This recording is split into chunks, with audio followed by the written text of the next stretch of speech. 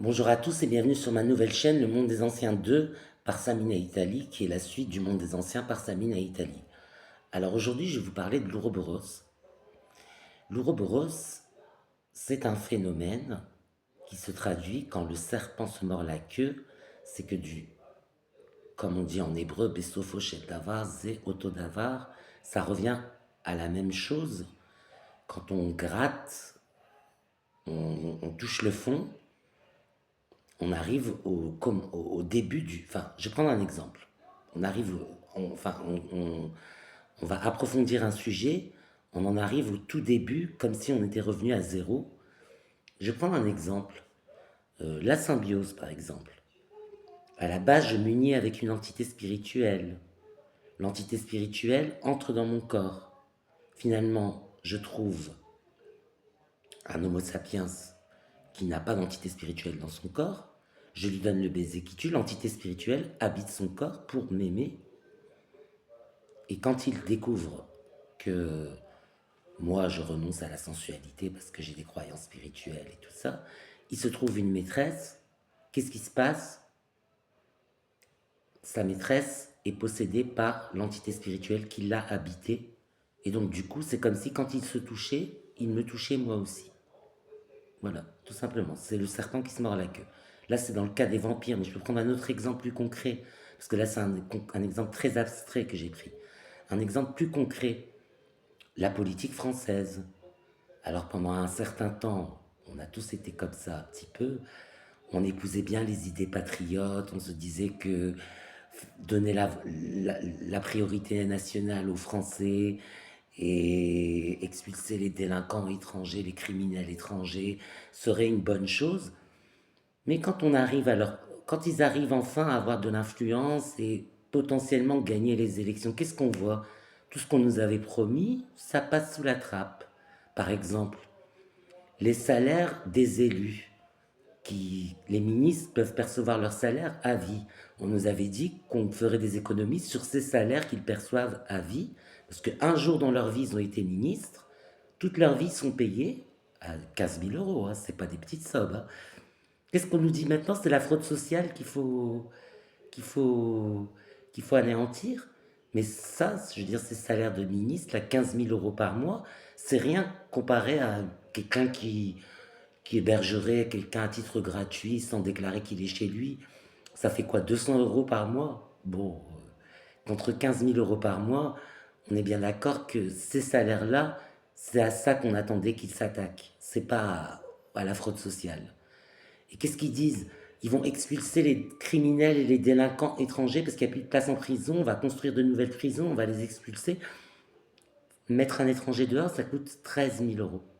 Alors il y a 700 000 étrangers en France. On va tous les mettre dehors. 13 000 euros fois 700 000, c'est des paroles en l'air.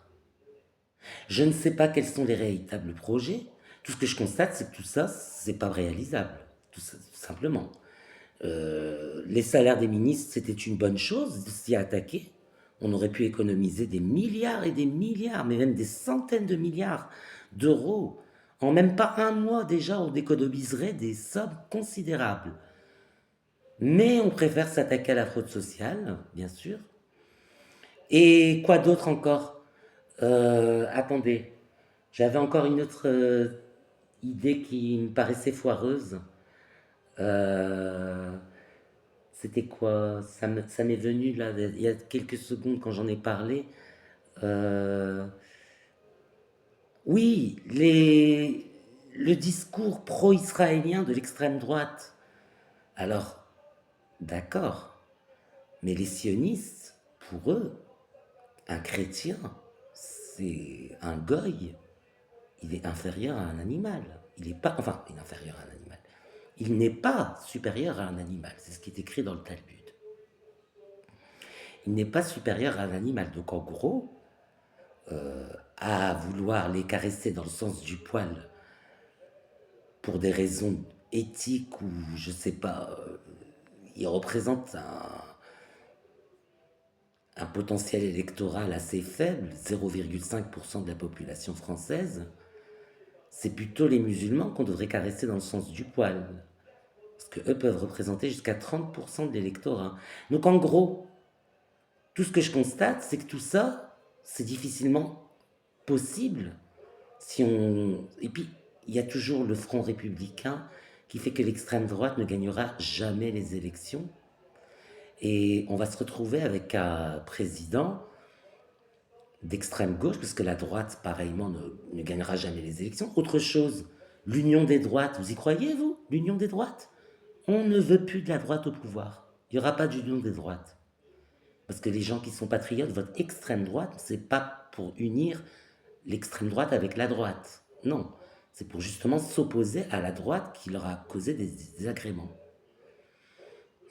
Donc tout ça, ça me paraît un petit peu compliqué, mais c'est vraiment le serpent qui se mord la queue, parce que aussi bien à l'extrême gauche qu'à l'extrême droite, on se retrouve avec des idées foireuses, parce qu'à l'extrême gauche, qu'est-ce qu'ils disent?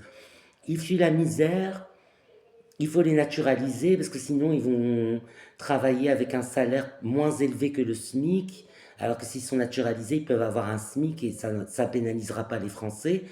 Là aussi, si on accueille tout le tiers-monde en France, on va être saturé.